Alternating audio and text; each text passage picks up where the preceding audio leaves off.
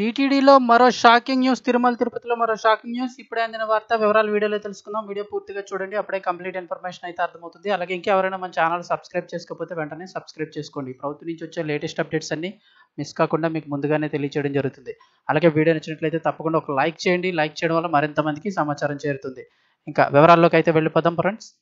చంద్రగిరి మండలం శ్రీనివాస మంగాపురం సమీపంలోని అంటే తిరుమల తిరుపతికి వెళ్లే శ్రీవారి మెట్టు వద్ద మరోసారి చిరుతపులి కలకలం సృష్టించింది.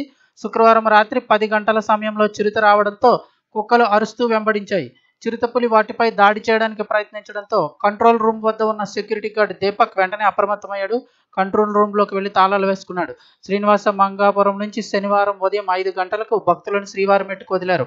అయితే అదే సమయంలో గార్డ్ దీపక్ గది నుంచి బయటకు వచ్చి టీటీడీ సెక్యూరిటీ అటవీ శాఖ అధికారులకు చిరుత గురించి సమాచారం ఇచ్చాడు. తర్వాత కాలినడక భక్తులను ప్రస్తుతం గుంపులుగా వదులుతున్నారని అయితే చెప్తున్నారు. మరోవైపు చిరుత సంచారంతో తూర్పుగోదావరి, కోనసీమ, కాకినాడ జిల్లాల ప్రజలు కొన్ని రోజుల నుంచి భయాందోళనకు గురవుతున్నారు. రాజమండ్రి వద్ద బురిలంకలోని నర్సరీ పరిసరాల్లో అమర్చిన ట్రాప్ సీసీ కెమెరాల్లో చిరుతపులి కదలికలు నమోదు కాలేదని డాక్టర్ బిఆర్ అంబేద్కర్ కోనసీమ జిల్లా డిఎఫ్ఓ ప్రసాదరావు తెలిపారు. శనివారం రాజమహేంద్రవరం ఫారెస్ట్ కార్యాలయంలో ఏర్పాటు చేసిన విలేకరుల సమావేశంలో ఆయన మాట్లాడారు. ప్రజలు తెలిపిన అనుమానాస్పద ప్రదేశాలలో సిబ్బంది వెళ్లి గమనించగా అవి కుక్కల పాదముద్రలుగా గుర్తించామన్నారు. దివాన్ చెరువు అటవీ ప్రాంతంలోనూ ట్రాప్ సీసీ కెమెరాల్లో కూడా చిరుతపులి కదలికలు అయితే గుర్తించలేదన్నారు. ఇక బురిలంక సమీపంలోని గోదావరి లంకల్లో జింకలు ఉంటాయి కాబట్టి అటుపైపు చిరుతపులి వెళ్లి ఉండవచ్చని భావిస్తున్నారు.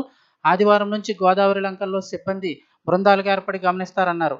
కడీపు లంక సర్పంచ్ పాటంశెట్టి రామ్జీ మిగిలిన వారందరూ కూడా పూర్తి సహాయక సహకారాలు అయితే అందజేస్తున్నారు. అసత్య ప్రచారాలు చేసి ప్రజలను భయభ్రాంతులకు గురి చేసే వారిపై పోలీసు శాఖ కఠిన చర్యలు తీసుకుంటుందని వివరించారు.